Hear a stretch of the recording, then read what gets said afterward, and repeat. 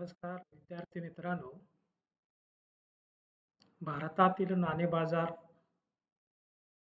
आणि भांडवल बाजार या प्रकरणामध्ये आपण नाणे बाजाराचा विचार करत आहोत आणि नाणे बाजारातील संघटित क्षेत्रातील व्यापारी बँकांचा विचार आपण करणार आहोत आणि त्यामध्ये व्यापारी बँकांनाच आपण इंग्रजीमध्ये कमर्शियल बँक असे या ठिकाणी म्हणतो. काल आपण भारताची मध्यवर्ती बँक म्हणून रिझर्व्ह बँकेचा विचार केलेला आहे. देशाची एक शिखर बँकिंग संस्था म्हणून आपण रिझर्व्ह बँकेचा विचार या ठिकाणी करतोय. काल आपण रिझर्व्ह बँकेच्या स्वरूपाचा विचार करत असताना प्रामुख्याने रिझर्व्ह बँक कोणत्या प्रकारचे कार्य पार पाडते त्याचा विचार या ठिकाणी आपण केलेला होता आणि त्यामधील बँकांची बँक हे जे महत्त्वाचे कार्य रिझर्व्ह बँकेचे आहे ते व्यापारी बँकांच्या दृष्टिकोनातून अधिक महत्त्वाचे आहे आणि म्हणून मी प्राध्यापक शरद चेटे 12वी अर्थशास्त्र विषयामधील भारतातील नाणे बाजार आणि भांडवल बाजार या मुख्य घटकातील नाणे बाजाराच्या संघटित क्षेत्रातील आपण व्यापारी बँका विषयीचे मार्गदर्शन आज देवगड कॉलेज देवगड येथून आपणाला करीत आहे. सर्वप्रथम बँक हा शब्द उच्चारल्यानंतर तुमच्यासमोर एखादी बँक येते. मग ती स्टेट बँक आहे, बँक ऑफ महाराष्ट्र येते, बँक ऑफ इंडिया येते. म्हणजे याचा अर्थ असा आहे की बँक हा शब्द उच्चारल्यानंतर त्या बँकेमध्ये चालणाऱ्या अनेक व्यवहारांचा या ठिकाणी आपल्यासमोर चित्र दिसून येत असते आणि म्हणून बँक हा इंग्रजी शब्द याला मराठीमध्ये आपण अधिकोषण असे या ठिकाणी म्हणतोय. तर बँक हा शब्द बँको या शब्दापासून आलेला आहे आणि बँको याचा अर्थ बाकावर बसून व्यवहार करणे. बाकावर बसून व्यवहार करणे आणि याला फार प्राचीन काळाचा अर्थ या ठिकाणी आपल्याला देता येतो की पूर्वीच्या काळामध्ये जे ज्यू लोक होते, ही ज्यू लोक या ठिकाणी पैशाच्या देण्या घेण्याचे व्यवहार बाकावर बसून या ठिकाणी करीत होते आणि यामधून व्यापारी बँकांचा उगम झाला असं या ठिकाणी आपल्याला म्हणता येईल. आणि म्हणून मग आता व्यापारी बँका कोणत्या स्वरूपाचा विचार करतात याचा विचार या ठिकाणी करत असताना आपल्याला असे म्हणावे लागेल की व्यापारी बँका या बचत करणाऱ्यांना आणि गुंतवणूकदारांना एकत्र आणण्यासाठी देशाच्या वित्तीय प्रणालीमध्ये मध्यस्थ म्हणून कार्य करतात. बघा, व्यापारी बँकांच्या भूमिकेचा विचार या ठिकाणी केलेला आहे आणि विशेषतः वित्तीय प्रणालीमध्ये देशाच्या वित्तीय प्रणालीमध्ये व्यापारी बँक एक मध्यस्थाची भूमिका पार पाडते आणि ती जी भूमिका आहे ती भूमिका विशेषतः बचत करणारा जो ठेवीदार असतो किंवा गुंतवणूक करणारा जो गुंतवणूकदार असतो या दोघांना एकत्र आणण्याचं काम व्यापारी बँक करीत असते आणि म्हणून या ठिकाणी आपण या ज्या व्यापारी बँका आहेत, या व्यापारी बँका नफा मिळवणाऱ्या आर्थिक संस्था आहेत. कारण का? तर ठेवीदारांच्याकडून ठेवी स्वीकारल्या जातात. त्या ठेवीचा वापर कर्जदारांना कर्ज देण्यासाठी करतात आणि अशा वेळेला ठेवीदाराला ठेवीचे व्याज देतात, तर कर्जदाराला कर्जावरील व्याज आकारतात. म्हणजे व्याज हे पूर्णपणे नफा मिळवण्यासाठी व्यापारी बँका निर्माण करीत आहेत आणि म्हणून आपण व्यापारी बँका नफा मिळवणाऱ्या आर्थिक संस्था आहेत, असे या ठिकाणी आपण म्हणू शकतो. त्यानंतर व्यापारी बँका ठेवी स्वीकारणे आणि विविध क्षेत्रात कर्जवाटप करण्यात महत्त्वाची भूमिका बजावतात. अगदी आपण व्यापारी बँकांचं स्वरूप व्यक्त करीत असतानाच आजसुद्धा सर्वात महत्त्वाचे कार्य म्हणून व्यापारी बँका ठेवी स्वीकारण्याच्या कार्याला अधिक प्राधान्य देतात. कारण का? ही एक वित्तीय स्वरूपाची आर्थिक संस्था आहे आणि या आर्थिक संस्थेचा जो व्यवहार असतो, तो व्यवहार करण्यासाठी जी भांडवल सामग्री लागते, ते पूर्णपणे ठेवीदारांच्या ठेवीच्या आधारावर निर्माण केलेले असते. आणि त्यामुळे ज्या काही ठेवी स्वीकारलेल्या असतील, घेतलेल्या असतील, गोळा केलेल्या असतील, त्या ठेवींचा वापर कर्जवाटप करण्यासाठी करीत असतात आणि त्यामुळे व्यापारी बँकांच्या कार्यातील सर्वात महत्त्वाची भूमिका म्हणून या ठिकाणी आपण ठेवी स्वीकारणे आणि विविध क्षेत्रामध्ये कर्जवाटप करणे हे मुख्य कार्य व्यापारी बँकेला करावे लागते. आणि म्हणून या ठिकाणी भारतातील व्यापारी बँकांचं जे काही वर्गीकरण आहे, हे वर्गीकरण या ठिकाणी करीत असताना आता आपल्याला माहिती आहे, की भारतात व्यापारी बँका प्रचंड प्रमाणात आहे. त्यामध्ये काही बँका या सार्वजनिक क्षेत्रातील व्यापारी बँका म्हणून काम करतात. कारण का? 1949 ला रिझर्व्ह बँकेचे आणि स्टेट बँकेचे राष्ट्रीयकरण केले आणि 1969 ला त्यावेळच्या पंतप्रधान श्रीमती इंदिरा गांधी यांनी 12 व्यापारी बँकांचं राष्ट्रीयकरण केले. कारण का? या ज्या बँका होत्या सुरुवातीला त्या खाजगी क्षेत्रामध्ये होत्या, परंतु त्यांना देशाच्या कार्यामध्ये सहभागी करून घेण्यासाठी व्यापारी बँकांचे राष्ट्रीयकरण केले. 1969 ला व्यापारी बँकांचं राष्ट्रीयकरण केले. 1982 मध्ये आणखी काही व्यापारी बँकांचं राष्ट्रीयकरण केले आणि आज या सर्व व्यापारी बँका सार्वजनिक क्षेत्रातील व्यापारी बँका म्हणून काम करत आहेत. उदाहरण द्यायचं झाले तर या ठिकाणी सार्वजनिक क्षेत्रातील व्यापारी बँकामध्ये सर्वात वरच्या पातळीवर या ठिकाणी state bank of India, bank of India, bank of Maharashtra, UCO bank,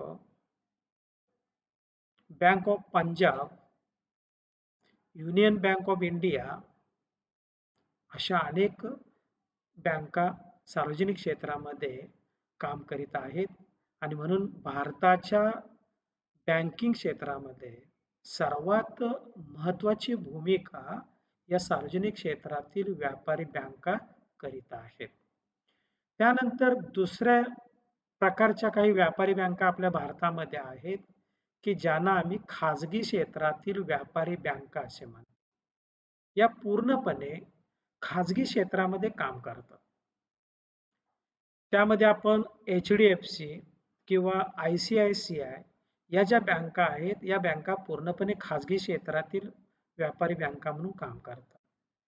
आणि आणखी एक प्रादेशिक ग्रामीण बँका, काही बँका या त्या प्रदेशामध्ये निर्माण केलेल्या असतात. अशा काही प्रादेशिक बँका आहेत, की त्यांचाही समावेश भारताच्या व्यापारी बँकांच्या मध्ये आपल्याला करता येतो आणि काही विदेशी व्यापारी बँका, की या विदेशी व्यापारी बँका सुद्धा आज भारतामध्ये आहेत. उदाहरण द्यायचं असेल तर ॲक्सिस बँक ही विदेशी व्यापारी बँक म्हणून आपण त्याचा विचार या ठिकाणी करू शकतो. तर भारताच्या व्यापारी बँकांचे एकूण स्वरूप जर बघितले, तर या भारतामध्ये सार्वजनिक क्षेत्रामध्ये काही व्यापारी बँका आहेत, खाजगी क्षेत्रामध्ये काही व्यापारी बँका आहेत, काही प्रदेशानुसार निर्माण केलेल्या प्रादेशिक ग्रामीण बँका आहेत आणि काही विदेशी बँका आपल्या भारतामध्ये सुद्धा या ठिकाणी काम करत असलेल्या आपल्याला बघायला मिळतात. या सर्वांच्या वर्गीकरणाचा विचार या ठिकाणी भारतीय बँकिंग व्यवस्थेमध्ये अतिशय महत्त्वाचा आहे. नंतर या ठिकाणी आपण व्यापारी बँकांची आता व्याख्या बघूया. कशाला व्यापारी बँक म्हणतात? आतापर्यंत आपण व्यापारी बँकांच्या विषयी या ठिकाणी एक आर्थिक संस्था म्हणून त्याचा विचार करतोय. नफा मिळवणारी संस्था म्हणून तिचा विचार करतोय. परंतु प्रत्यक्षात या ठिकाणी व्यापारी बँकांच्या व्याख्येमध्ये सर्वात महत्त्वाची व्याख्या केली ती म्हणजे भारतीय बँकिंग नियमन कायदा 1949 मध्ये. यामध्ये अशी व्याख्या या ठिकाणी करण्यात आलेली आहे, की बँकिंग म्हणजे कर्ज देण्यासाठी किंवा गुंतवणुकीसाठी ठेवी स्वीकारून त्या ठेवी मागणी केल्यानंतर परत करणे होय. इथे सुद्धा बघा ठेवीचा वापर कर्ज देण्यासाठी आणखी गुंतवणुकीसाठी केला जातो आणि विशेषतः स्वीकारलेल्या ठेवी ज्या आहेत, या ठेवी मागणी केल्यानंतर आपल्याला परत करता आल्या पाहिजेत आणि हा सर्व व्यवहार करणारे बँकिंग हे एक क्षेत्र आहे आणि म्हणून व्यापारी बँकांच्या मध्ये कर्ज देण्यासाठी आणि गुंतवणुकीसाठी ज्या काही ठेवी स्वीकारलेल्या असतील, त्या ठेवी मागता क्षणी परत करणे यामध्ये महत्त्वाची भूमिका व्यापारी बँक या ठिकाणी पार पाडत असते. त्यानंतर सुप्रसिद्ध अर्थशास्त्रज्ञ प्राध्यापक केन क्रॉस यांनी व्यापारी बँकांची एक व्याख्या केलेली आहे. सोपी व्याख्या, एकदम सोपी व्याख्या. कारण का पैसा आणि पतपैशाचे व्यवहार करणाऱ्या संस्थेला बँक असे म्हणतात. किती सोपी व्याख्या आहे बघा. कारण जो पैसा आहे, तो पैसा आणि त्या पैशाच्या आधारे तयार करण्यात आलेला पतपैसा आणि या दोघांचा व्यवहार जी संस्था करते त्याला बँक असे म्हणतात. पुन्हा एकदा तुम्ही तुमच्या डोळ्यासमोर तुमची कोणतीही बँक आणा, त्या बँकेमध्ये आम्ही हेच व्यवहार करतोय, की जे प्राध्यापक केरक्रॉस यांनी सांगितलेले आहेत. कारण आम्ही पैसा आणि त्या पतपैशाचे असणारे व्यवहार यांच्या काम करणाऱ्या संस्थेलाच बँक असे म्हणतात. आणि तिसरी सर्वात आणखी एक महत्त्वाची व्याख्या प्राध्यापक सेयर्स यांनी या ठिकाणी केलेली आहे. ही व्याख्या तुमच्या पुस्तकामध्ये नाही, परंतु संदर्भासाठी म्हणून आणखी त्यामध्ये आपल्याला व्यापारी बँकांचा अर्थ पूर्णपणे व्यक्त केलेला आहे आणि म्हणून मी या ठिकाणी प्राध्यापक सेयर्सची एक व्याख्या तुम्हाला सांगत आहे. काय आहे बघा, तर बँक म्हणजे अशी संस्था आहे, की जी आपल्याजवळील ठेवी इतर लोकांना कर्ज देण्यासाठी उपयोगात आणत असते. जे इथे सुद्धा बँक जी महत्त्वाची कार्य करते, त्यामध्ये ठेवी आणि त्या ठेवीचा वापर इतर लोकांना कर्ज देण्यासाठी उपयोगात आणते आणि हा जो काय आर्थिक व्यवहार आहे, या आर्थिक व्यवहारामधून बँकेला काय मिळते? व्याज मिळते. त्या व्याजाचा वापर बँक आपला व्यवसाय वाढवण्यासाठी करतेच. त्याचबरोबर या व्याजाचा वापर बँका आपल्या व्यवस्थापनासाठी सुद्धा करतात आणि म्हणून हा एक व्यापार चालतो आणि तो व्यापार या ठिकाणी ठेवी आणखी कर्जाच्या आधारे केला जात असतो. आता आपण याच्या आधारे व्यापारी बँका जी काय कार्य करते त्याचं एक चित्र तुमच्या समोर ठेवतोय, की मध्य बाजूला म्हणजेच या ठिकाणी बघा इथे मध्य बाजूला आपण बँक दाखवलेली आहे. ही बँक आहे. ही बँक कशा-कशासाठी उपयोगात आणली जात असते तर वैयक्तिक कर्ज देण्या-घेण्यासाठी, त्यानंतर संघटन क्षेत्रामध्ये वेगवेगळ्या प्रकारच्या ज्या संस्था असतात, त्यांना पतपुरवठा करण्यासाठी व्यापारी बँका भूमिका पार पाडतात. त्यानंतर बिझनेसेस व्यवसायासाठी या ठिकाणी कर्ज देण्या-घेण्याचं काम या ठिकाणी व्यापारी बँका करतायत. त्यानंतर गृहकर्ज जे आहे, हे गृहकर्ज तारण ठेवून या ठिकाणी व्यापारी बँका काय करतात, आपलं काम करतात. कार लोन अलीकडचं सर्वात महत्त्वाचं कार्य व्यापारी बँका करतायत आणि म्हणून इथे तुम्हाला या ठिकाणी अ, ज्याला आपण व्हेइकल लोन म्हणतो, कार लोन म्हणतो, की चारचाकी गाड्या असेल, दुचाकी गाड्या असतील, या घेण्यासाठी आज व्यापारी बँका काय करतायत, कर्ज पुरवठा करतायत आणि व्यवसायासाठी बिझनेसेस लोन म्हणून या ठिकाणी व्यापारी बँका काय करतायत, काम करतायत. म्हणून हे एक चित्र व्यापारी बँकांच्या कार्यावर समर्पकपणे आपल्याला प्रकाश टाकत असलेलं दिसून येते. आता आपण व्यापारी बँकातील सर्वात महत्त्वाचं कार्य म्हणजे या ठिकाणी ठेवी स्वीकार. आता ठेवी व्यापारी बँका 2 प्रकारच्या स्वीकारतात. त्यापैकी पहिली ठेव आहे ती म्हणजे मागणी ठेव, ज्याला आम्ही डिमांड डिपॉझिट म्हणतो. ठेवी स्वीकारणे ॲक्सेप्टिंग डिपॉझिट आणि ॲक्सेप्टिंग डिपॉझिटमध्ये डिमांड डिपॉझिट मागणी ठेव. मागणी ठेव म्हणजे काय? तर या प्रकारच्या ज्या ठेवी असतात, या 2 असतात. एक चालू ठेवी, की ज्याला आम्ही करंट डिपॉझिट म्हणतो आणि दुसरी आहे बचत ठेवी म्हणजे सेव्हिंग डिपॉझिट. आता बघा मागणी ठेव ही सर्वात महत्त्वाच्या अर्थाने, की व्यापारी लोकांना या ठेवीचा वापर करता येतो आणि त्यामध्ये मागणी ठेवीच्या अंतर्गत ही जी चालू ठेव आहे, की या चालू ठेवीमध्ये दिवसामधून कितीही वेळा आपल्याला या ठिकाणी पैसे ठेवता येतात आणि पैसे काढता येतात. म्हणून याला आम्ही काय म्हटलेलं आहे, चालू ठेव असे म्हटलेलं आहे. ही ठेव व्यापाऱ्यांना आपला व्यापार करण्यासाठी अधिक उपयोगी ठरत असते आणि त्यामुळे या ज्या चालू ठेवी असतात याच्यावर व्याजदर मात्र नाममात्र दिला जात असतो. दुसरी ठेव आहे ती म्हणजे बचत ठेव, की ज्याला आम्ही सेव्हिंग डिपॉझिट असे म्हणतो.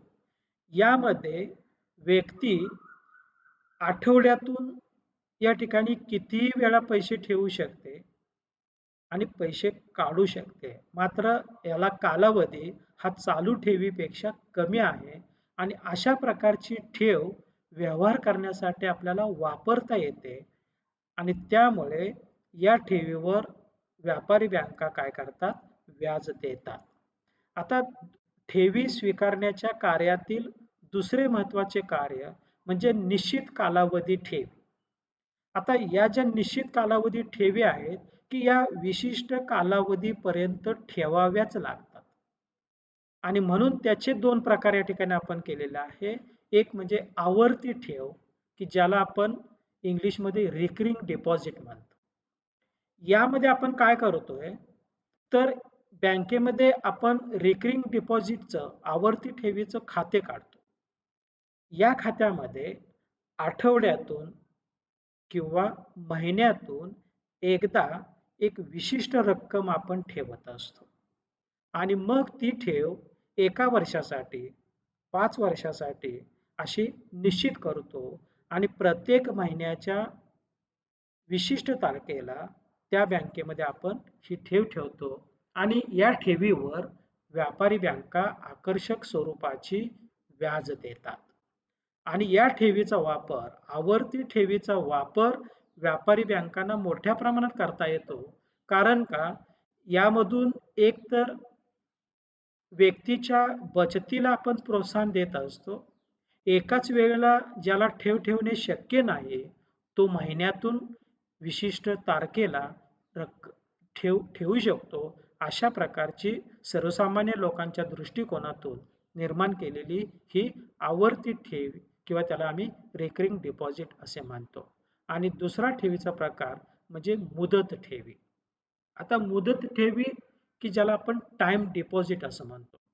या ठेवी विशिष्ट कालावधीसाठीच आपण ठेवत असतो.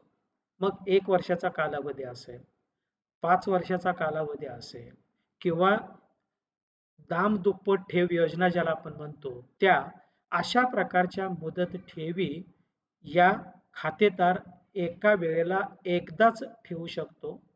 अशा अनेक ठेवी तो निर्माण करू शकतो आणि त्याच्यावर जास्तीत जास्त व्याजदर देण्याचा प्रयत्न व्यापारी बँका करीत असतात. कारण का सर्वात मोठा व्यवहार व्यापारी बँकांना करण्यासाठी मुदत ठेवी या उपयुक्त ठरत असतात आणि म्हणून तशा पद्धतीने आपण व्यापारी बँकांच्या कार्यामध्ये मुदत ठेवीचा विचार या ठिकाणी आपण केलेला आहे. म्हणजे अशा पद्धतीने सर्वात महत्त्वाचं कार्य म्हणून व्यापारी बँका ठेवी स्वीकारतात. त्या ठेवी स्वीकारून त्याचा वापर मग कर्ज देण्यासाठी करतात. त्याचा विचार आपण आता पुढच्या टप्प्यामध्ये करणार आहोत. व्यापारी बँकांची कार्यामध्ये आपण पुढे बघतोय ते म्हणजे या ठिकाणी दुसरं सर्वात महत्त्वाचं कार्य म्हणजे कर्ज देणे. व्यापारी बँका लोकांच्याकडून ठेवी स्वीकारतात आणि त्या ठेवीचा वापर कर्ज देण्यासाठी करतात. आता कर्ज हे सुद्धा या ठिकाणी 3 प्रकारचे असतात. एक कर्ज, रोख कर्ज आणि अधिकर्ष सवलत. ज्याला आपण कॅश क्रेडिट म्हणतो, की व्यापाऱ्यांना ताबडतोब व्यवसायासाठी कर्ज हवे असते. अशा वेळेला व्यापारी बँका त्यांना रोख कर्जाची सुविधा उपलब्ध करून देतात. त्यांच्या खात्यावर असलेल्या खात्यावरील रकमेपेक्षा अधिक कर्ज देण्याची पद्धत सुद्धा या ठिकाणी असते. म्हणून कर्ज हे तारण ठेवून दिलं जात असते. कर्ज रोख कर्जाच्या स्वरूपामध्ये दिले जात असते आणि कर्ज हे अधिकर्ष सवलत म्हणजे काय? तर व्यापारी बँका खातेदाराच्या खात्यावर असलेल्या रकमेपेक्षा अधिक कर्ज काढण्याची सवलत देत असते. ही सवलत खातेदाराच्या कार्यावर अवलंबून असते. सातत्याने तो काम करत असेल, सातत्याने व्यवहार करत असेल आणि संकटाच्या वेळेमध्ये जर त्याला आवश्यक असेल, तर अशा प्रकारचं कर्ज देण्याचं काम या अधिकर्ष सवलतीमध्ये केले जात असते. आणखी एक कर्ज देण्याचा व्यापारी बँकांचा आणखी एक प्रकार या ठिकाणी आपल्याला सांगता येतो, ती म्हणजे हुंडी वटवणे. विशेषतः व्यापारी, त्यामध्ये मग किरकोळ व्यापारी, होलसेल व्यापाऱ्याला, घाऊक व्यापाऱ्याला या ठिकाणी एक वचन चिठ्ठी देत असतो आणि त्या वचन चिठ्ठीलाच आपण हुंडी म्हणतो. समजा व्यापाऱ्यांना अचानकपणे काही पैसे आवश्यक असेल, तर ती हुंडी तारण ठेवून व्यापारी बँका काय करतात? कर्ज देतात. अशा पद्धतीने या ठिकाणी व्यापारी बँकांचं दुसरं महत्त्वाचं कार्य म्हणजे कर्ज देणे आणि हे कर्ज देत असताना आकर्षक स्वरूपाचा व्याजदर सुद्धा या ठिकाणी आकारला जात असतो. त्यानंतरचे कार्य म्हणजे सहाय्यक कार्य. हे सहाय्यक कार्य जे आहे यालाच आम्ही दुय्यम कार्य असे म्हणू शकतो आणि हे दुय्यम कार्य या ठिकाणी 2 प्रकारचे असतात. एक म्हणजे प्रातिनिधिक स्वरूपाची कार्य आणि सर्वसामान्य स्वरूपाची कार्य. प्रातिनिधिक कार्यामध्ये आपल्याला सर्वात महत्त्वाचं म्हणजे या ठिकाणी ई-बँकिंग सुविधा उपलब्ध करून देणे. शेअर्समध्ये व्यवहार करणाऱ्या लोकांना डीमॅट अकाउंट ओपन करून देणे, ज्याला अमूर्त खाते आपण या ठिकाणी म्हणू शकतो. सभासदांचा विश्वस्त म्हणून काम करणे, या प्रकारचं कार्य सुद्धा व्यापारी बँकांना करावं लागत असते. आणि सर्वात महत्त्वाचं म्हणजे सेफ डिपॉझिट लॉकरची सुविधा उपलब्ध करून देणे. म्हणजे काही सभासदांच्या मौल्यवान वस्तू सुरक्षित ठेवण्यासाठी व्यापारी बँका आपल्या बँकेमध्ये एका सुरक्षित कप्प्याची निर्मिती करतात. म्हणजे सुरक्षित ठेवण्यासाठी सेफ डिपॉझिट लॉकरची सुविधा या ठिकाणी व्यापारी बँका देत असतात. आता सर्वात महत्त्वाचं कार्य व्यापारी बँका ज्या सहाय्यक कार्यामध्ये करतात, त्यामध्ये ए-टी-एम सारखी सुविधा उपलब्ध करून दिली जात असते. क्रेडिट कार्ड या ठिकाणी दिले जात असते. कारण का व्यवसाय करण्यासाठी सर्वसामान्य लोकांना सुद्धा आज ए-टी-एम आणखी क्रेडिट कार्डचा वापर मोठ्या प्रमाणात या ठिकाणी केला जात आहे. त्याचबरोबर आज आपण पाहतो की ऑनलाईन खरेदी करण्यासाठी सुद्धा व्यापारी बँका या सहाय्यक कार्यामध्ये समाविष्ट असतात. त्याचबरोबर व्यापारी बँका सहाय्यक कार्यामध्ये परकीय चलन जर आपल्या सभासदांना आवश्यक असेल, तर ते परकीय चलन उपलब्ध करून देण्याचं काम सभासदांच्यासाठी करतात.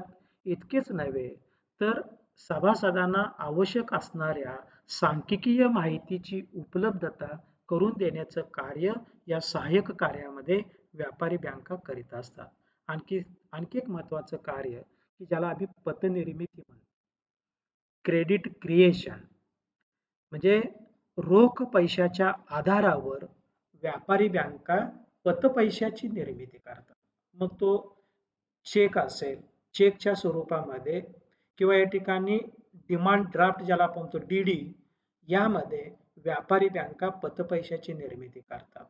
इथे आपल्याला या ठिकाणी असं म्हणता येईल की कर्जामधून व्यापारी बँका ठेवीची निर्मिती करतात. ठेवीमधून पुन्हा कर्जाची निर्मिती करतात आणि ठेवी आणि कर्ज, कर्ज आणि ठेवी यामधून पतपैशाची निर्मिती होत असते. विशेषतः व्यापारी बँकांच्या कार्यामध्ये पतनिर्मितीचे कार्य हे सर्वात महत्त्वाचे कार्य आहे. कारण या ठिकाणी ज्या बँका आर्थिकदृष्ट्या सबल असतात, त्या पतपैशाची निर्मिती अधिक करण्याचा प्रयत्न या ठिकाणी करीत असतात. थोडक्यात भारताच्या नाणेबाजारामध्ये संघटित क्षेत्रातील सर्वात महत्त्वाची काम या व्यापारी बँका करतात आणि या व्यापारी बँकांच्या माध्यमातून आज भारताचा नाणे बाजार अधिक मोठ्या प्रमाणात विस्तृत झालेला आहे आणि या दृष्टिकोनातून आपल्याला नाणे बाजाराची भूमिका म्हणून भारताच्या नाणे बाजाराचं या ठिकाणी स्वरूप म्हणून व्यापारी बँकांच्याकडे बघणे अतिशय आवश्यक आहे.